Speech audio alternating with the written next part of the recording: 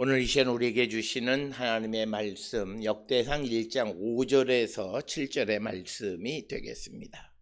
역대상 1장 5절로부터 7절에 있는 말씀 한 목소리로 합독하시겠습니다. 야벳의 자손은 고멜과 마곡과 마대와 야완과 두발과 메섹과 디라스요. 고멜의 자손은 아스그나스와 디밧과 도갈마요. 야완의 자손은 엘리사와 다시스와 기띔과 도다님이더라. 아멘.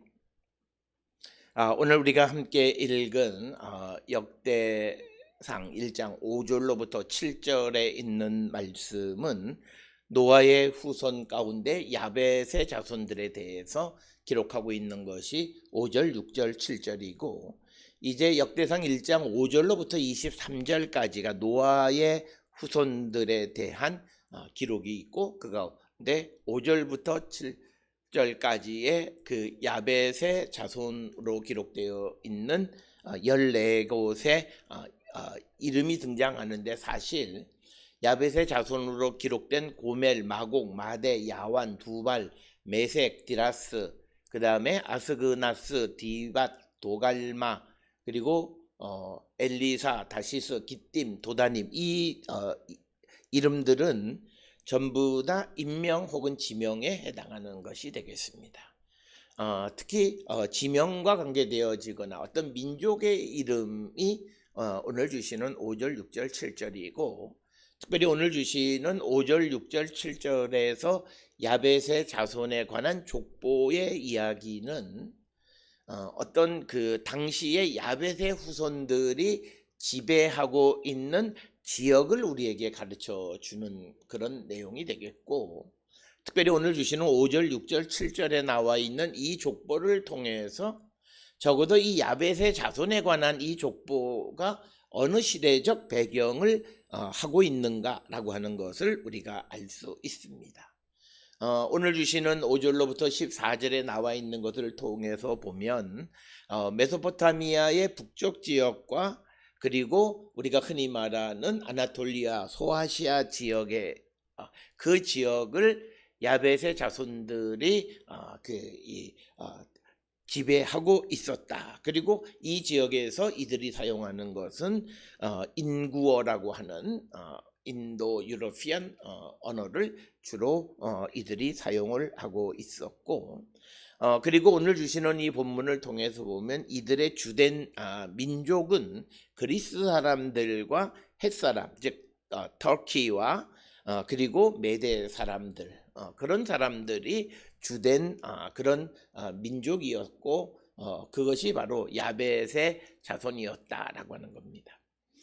우리가 이 족보라고 하는 것이 단순히 혈연적 관계만을 나타내는 것이 아니라 지난 시간에 말씀드릴 때 이 족보라고 하는 것이 어떤 경제적인 문서로서 내가 어느 족보에 속해 있다라고 하는 것은 어느 지역, 특히 이스라엘 사람들에게는 어느 지역에 거주할 수 있는 권리가 있다라고 하는 그것은 바로 가나안에 입성할 때에 사람들이 그 제비를 뽑아서 그들이 지파별로 거주할 지역을 정했기 때문에 그래서 내가 어느 지파의 어느 가문에 속해 있다라고 하는 것은 어느 지역에서 어느 도시, 어느 성읍에 거주할 권리가 있다라고 하는 것을 나타내는 것이다. 이렇게 말씀을 드렸고 또 하나 이 족보가 갖는 것은 오늘 주시는 이 야벳의 자손의 족보처럼 이 족보 안에는 지명들이 많이 기록이 되어 있으면서 그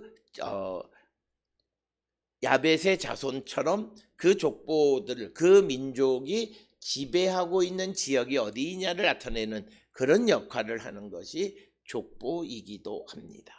이제 우리가 후에 가서 보게 되면 우리가 유다 지파의 족보들에도 보면 많은 지명들이 등장하는 것은 당시 그 유다 지파가 그런 지역들을 지배했다라고 하는 것을 마치 자기에게 속한 아들처럼 그래서 우리가 누가 누구를 낳고 하는 그 낳았다라고 하는 표현은 벤이라고 하는 말이 아들이라고 하는 뜻도 있지만 어디 어디에 속한 자이다. 그래서 오늘 주시는 5절에 있는 말씀에 분의 야페트, 그러면 야펫의 자손 이렇게 번역되어 있기도 하지만 야벳에 속한 곳은 이렇게도 이야기할 수 있습니다.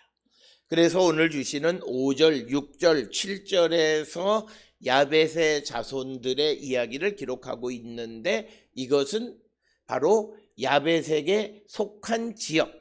그래서 어느 특정한 시기에 야벳의 자손들이 어떤 헤게모니를 갖고 있었던 지역이 어디냐라고 하는 것을 보여주는데 오늘 주시는 본문에 고멜, 마공, 마대, 야완, 두발, 메색, 디라스, 아스그나스, 디밧, 도갈마 이런 것들을 통해서 보게 되면 주로 메소포타미아의 북쪽과 아나톨리아, 오늘날 터키의 내륙 지역에 있는 그런 지역 가운데를 지배하고 있고 그 가운데에서 특별히 야벳의 자손 가운데 고멜로부터 시작을 해서 디라스까지 그 7명 가운데에서 왜 고멜만 이야기하느냐라고 하는 것은 고멜이 어느 특정한 시기에 야벳의 자손들 가운데에서 뛰어난 자들이었기 때문이고 그 다음에 이 구성을 보게 되면 7절에 고멜 다음은 마곡이어야 되고 그 다음은 마대고 그 다음에 네 번째가 야완이에요. 그런데 오늘 주시는 본문 7절에서는 야완의 자손, 야완 즉 오늘날로 이야기하면 그리스를 얘기합니다.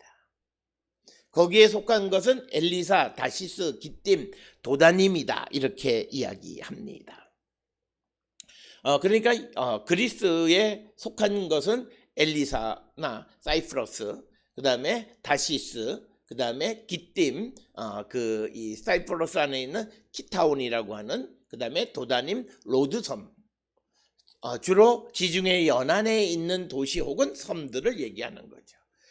그러니까 야벳의 자손들은 내륙으로는 고멜의 후손들이 그곳을 지배하고 있었고 그 다음에 야완은 지중해 연안의 해로 해양의 섬들이나 도시를 지배하고 있었다라고 하는 것이 오늘 5절, 6절, 7절을 통해서 우리에게 보여주는 그런 말씀이 되겠습니다.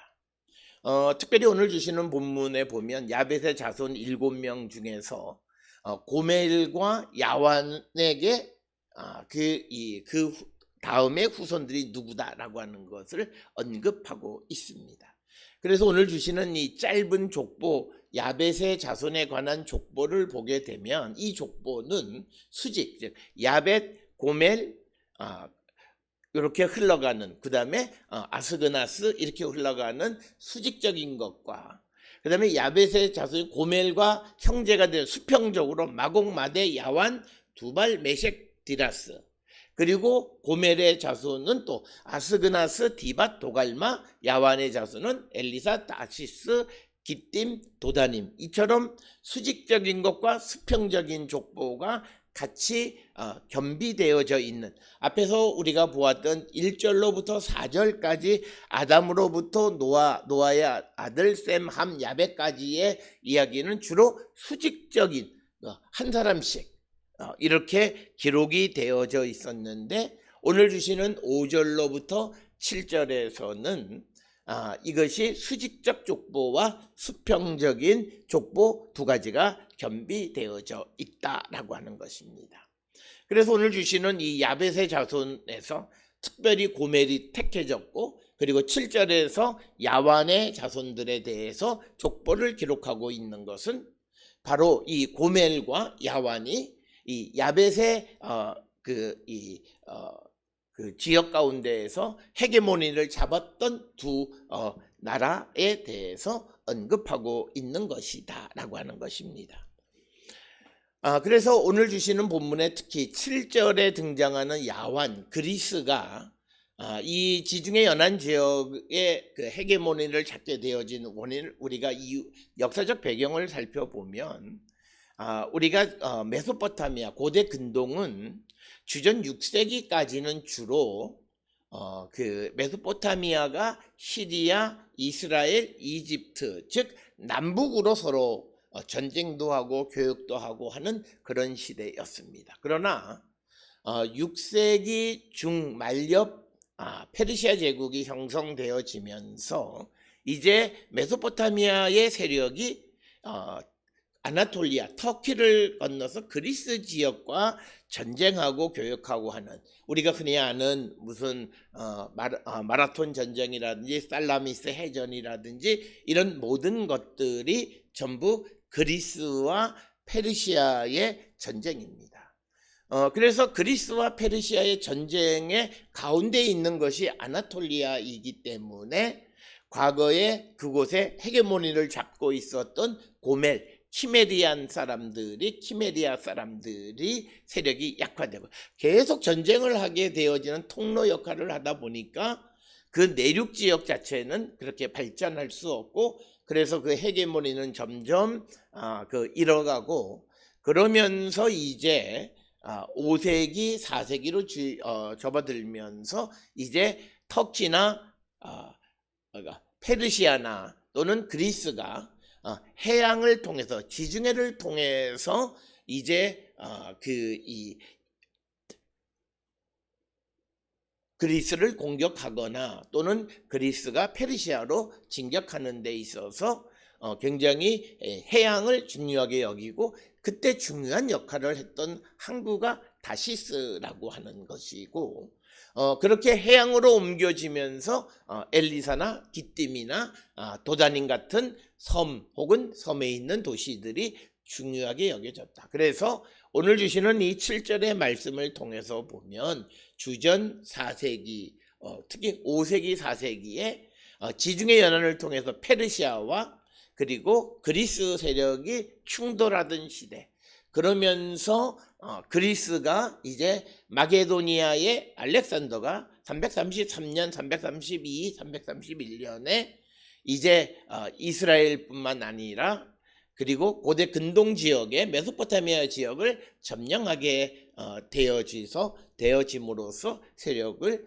확장하는 그리스 세력, 해양 세력을 확장하는 것을 배경으로 하고 있는 것이 오늘 7절에 야완의 자손 엘리사, 다시스, 기띔, 도다님으로 기록이 되어 있는 그런 내용이 되겠습니다. 그래서 오늘 주시는 5절, 6절, 7절에 있는 이 족보는 주전 5세기, 4세기경, 즉 페르시아 시대, 그때의 그 그리스 세력이 확장하던 그런 시대적 배경, 그때 그리스 세력이 지배하고 있던 지역이 지중해 연안의 섬들과 중요한 항구 도시들을 그리스의 세력 아래 있었다라고 하는 것을 7절에 족보로 묘사하고 있다라고 하는 겁니다. 그렇기 때문에 이런 족보는 단순히 혈연적 관계만을 나타내는 것이 아니라 역사를 이해하는 데 있어서 매우 중요한 역할을 하는 것이고, 우리가 이 족보들을 읽어보면서 항상 의문을 갖게 되어지는 것에는 어떤 신학적 이유가 있다. 왜 야벳의 자손의 7명 가운데 하필이면 고멜과 야완에게만 그 후손을 나타내느냐. 우리가 흔히 이야기할 때 이 고멜은 키메르 사람이다 이렇게 이야기합니다.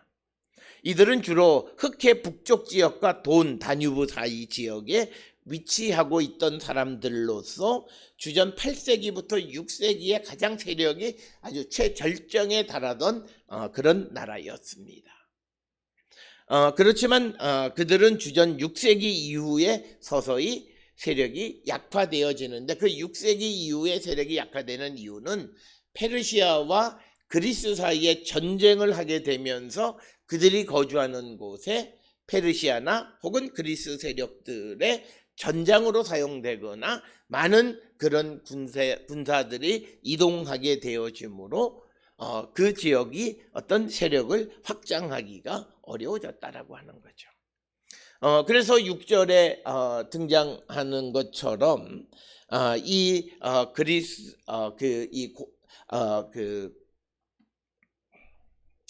키메르 사람들의 자손은 아스그나스, 그리고 또 디밧, 그 다음에 도갈마 이렇게 기록이 되어져 있습니다. 특별히 디라스라고 하는 명칭은 우리가 먼저 아스그나스를 먼저 살펴보겠습니다. 아스그나스라고 하는 것은 예레미야 51장 27절에 등장합니다. 그래서 아라랏이나 미니나 이런 나라들과 함께 바벨론을 공격하는데 참전했던 그런 세력들. 그러니까 바벨론을 넘어뜨리는데 주전 538년 6세기 말까지는 그나마 세력을 확장하고 있었던 그런 세력이지만, 그리고 이들은 주로 흑해와 카스피해 사이에 우리가 크게 고멜 자손들이 거주하는 그런 지역에 대해서 흔히 말하기를 흑해 북쪽 지역과 돈과 다뉴브 사이의 지역인데, 특히 아스그나스는 그 가운데에서도 흑해와 카스피해 사이에 거주했던 그런 사람들. 그래서 아마도 이 아스그나스의 정체에 대해서 아마 그들을 스키트 사람, 스키티안이다 이렇게 설명하는 사람들도 있습니다. 그래서 고멜에게 속한 세력이고, 그 다음에 이제 디밧. 이 디밧이라고 하는 곳은 정확하게 어디인지는 알 수가 없는, 그러나 이 디밧이 창세기 10장 3절에서는 리밧으로 기록이 되어 있습니다. 왜 디밧이 리밧이냐라고 하는 것은 히브리어 철자에 있어서 네 번째에 속하는 달렛과 그리고 레시 사이에는 글자가 비슷해요. 하나는 라운드고 하나는 직각. 그래서 그것을 우리가 보고 필사할 때 달렛과 레시를 혼돈해서 사용되어지는 그런 서기관들의 실수들을 볼 수가 있습니다. 그래서 이 창세기 10장 3절에서 이 디밧을 리밧으로 번역하고 있다라고 하는 겁니다. 그렇지만 이 디밧 혹은 리밧의 정확하게 어느 곳인지를 알기는 어렵다라고 하는 것이고, 그 다음에 이제 6절 끝에 나오는 것이 도갈마입니다.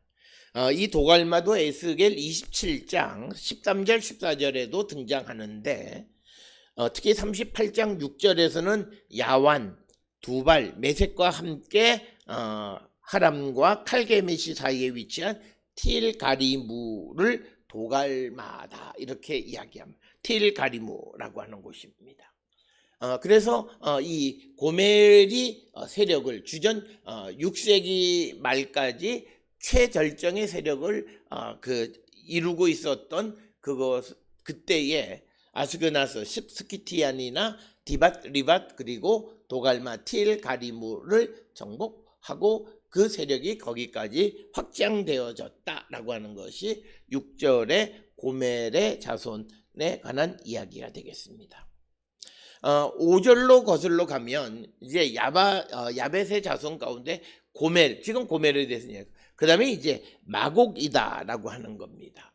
마곡, 마데, 야완, 두발, 메섹, 디라스 이렇게 기록이 되어 있습니다.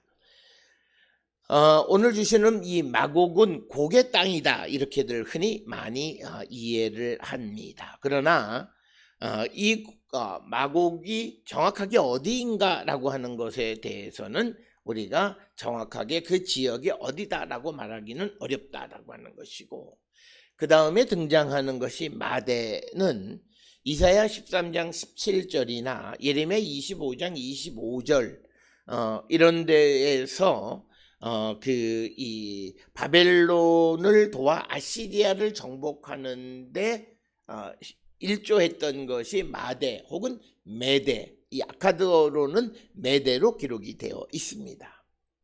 그래서 이 마대는 바벨론이 이 아시리아를 정복하는 주전 612년, 그러니까 7세기 말 그때 바벨론을 도왔던 그런 나라가 되겠고, 야완은 이제 나중에 설명하고 그 다음에 나타나는 것이 두발과 메섹이고, 이 두발과 메섹은 구약 성경에는 항상 같이 사용되어지는 것을 볼 수 있습니다. 그래서 이 두발에 대해서는 타발리라고 하는 길리키아 지역, 그리고 메셴은 무시크라고 하는 피르기아 지역. 그러니까 우리가 아나톨리아 터키의 동쪽 국경 지역에 해당하는 그런 지역이라 이렇게 우리가 이해할 수 있고, 그 다음에 이제 디라스는 구약 성경에 딱 한 번만 등장하는 이런 것을 하팍스 레고메나라고 합니다. 그러나 이 디라스가 정확하게 어느 것에 위치하고 있는지는 알 수 없다라고 하는 겁니다. 따라서 오늘 주시는 5절의 야벳의 자손 7나라 혹은 지명을 보면 고멜, 마곡, 마데, 야완과 두발, 메셴, 디라스, 이것을 통해서 이 야벳의 자손들이 세력을 확장하고 있었던 것이 그리스 지역으로부터 시작을 해서 메소포타미아의 북쪽 그리고 북동쪽 지역까지 메데까지 세력을 확장하고 있었고, 그 지역의 중요한 나라들이 바로 야벳의 후손. 그래서 야벳은 우리가 주전 5세기 4세기 경에 그리스와 그리스와 페르시아와 그리스 사이에 전쟁이 벌어질 때 그 전장의 역할을 하는 곳이 바로 지금 우리가 언급한 야벳의 자손들이 되겠고, 그래서 그 지역들은 전쟁이 일어나기 전에는 세력을 확장할 수 있었지만, 그러나 페르시아와 그리스 사이에 전쟁이 벌어지면서 세력을 점점 약화하게 되어졌다. 그런 세력이 약화된 나라 중 하나가 야벳의 자손 가운데 고멜이다라고 하는 것이 오늘 주시는 이 본문의 설명이 되겠고, 이제 7절에 등장하는 야완은 앞에서 말씀드렸듯이 그리스를 얘기합니다. 여기서 말하는 그리스는 오늘날 그리스 본토를 얘기하기보다는 그리스 건너편에, 즉 터키의 이 서쪽 해안 지역, 그 지역을 정확하게 이 성경에서 이야기하는 야완이다 이렇게 이야기를 합니다. 그래서 앞에서 설명을 드렸듯이 고멜 다음에 마곡, 마데를 건너뛰고 야완의 후손을 얘기하는 이유는 바로 이 야완이 어느 특정한 시기에 주전 5세기 4세기 경에 이 지역의 헤게모니를 잡고 있었던 중요한 그런 세력이었기 때문에 그 야완에 대해서 언급하고 있는 것이다 라고 이렇게 설명을 드릴 수 있습니다. 오늘 주시는 본문의 야완에게 속한 것, 자손은 엘리사는 우리가 잘 알듯이 사이프러스, 그리고 다시스는 달시스라고 하는 것이고 다르시스를 얘기합니다. 이 다르시스는 우리가 그 스페인 지역에 있는 그 다르시스를 얘기하는 것이 다시스가 아니라 이 터키 지역에 있는 항구 도시 다시스입니다. 그 다음에 등장하는 것이 기띔, 이것은 사이프러스에 있는 키티온이라고 하는 도시를 얘기하고, 그 다음에 도다님은 로드 섬입니다. 그래서 이 그리스 세력 야완은 지중해 안에 있는 해양 세력을, 해양의 이 세력을 지배하는 중요한 세력이었다라고 하는 것을 우리에게 보여주는 그런 내용이 되겠습니다. 그래서 오늘 주시는 이 야벳의 자손, 야벳의 영역, 이런 것으로 우리가 번역할 수 있고, 야벳에게 속한 이런 의미로 번역할 수 있습니다. 그래서 고멜 5절에 마곡, 마데, 야완, 두발, 메셴, 디라스, 그리고 그 야벳의 세력 가운데에서 초기 주전 8세기부터 6세기까지는 고멜이 세력을 확장했었고, 그러나 이 야벳 지역이 그리스와 페르시아 사이에 갈등, 전쟁이 벌어지게 되면서 내륙은 점점 약화되어졌고, 오히려 그리스가 세력을 얻고, 그리스가 사이프러스나 다시스나 또는 로드 섬이나 그 다음에 사이프러스에 있는 키티온 같은 그런 해양 도시나 섬들과 항구를 지배하고 있었다라고 하는 것을 우리에게 보여주는 겁니다. 그래서 이런 시대는 주전 5세기, 4세기경. 그래서 오늘 주시는 야벳의 자손에 관한 족보 이야기는 우리가 기록상으로는 그 노아 다음으로부터 이어지는 그런 것이지만, 그러나 이 시대적 배경은 주전 5세기, 4세기경, 즉 역대기 역사가 기록되어졌을 당시의 시대적인 상황을 반영하고 있는 것이다. 이렇게 설명을 드릴 수 있습니다. 그래서 오늘 주시는 이 본문의 말씀을 통해서 그 주전 5세기, 4세기에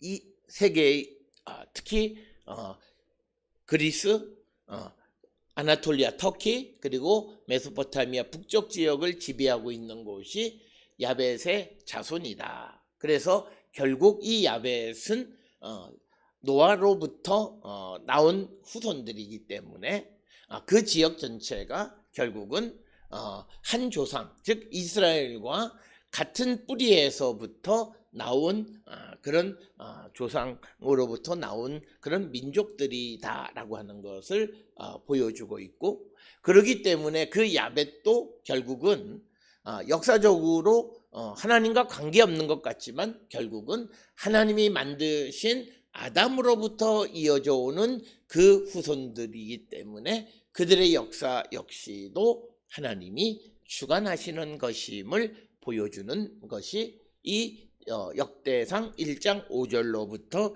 7절의 말씀이 되겠습니다.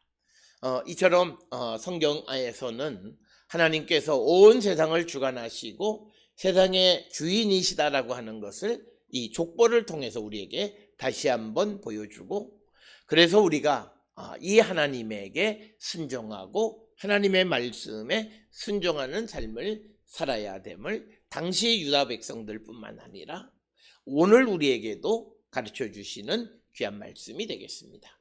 오늘 주시는 본문을 통해 우리 자신을 성찰하고 주께로 돌아가기를, 그리고 주님에게 순종하기를, 우리의 생명의 근원이신 하나님께 순종하기를 결단하는 우리 모두가 될 수 있기를 주의 이름으로 축원합니다.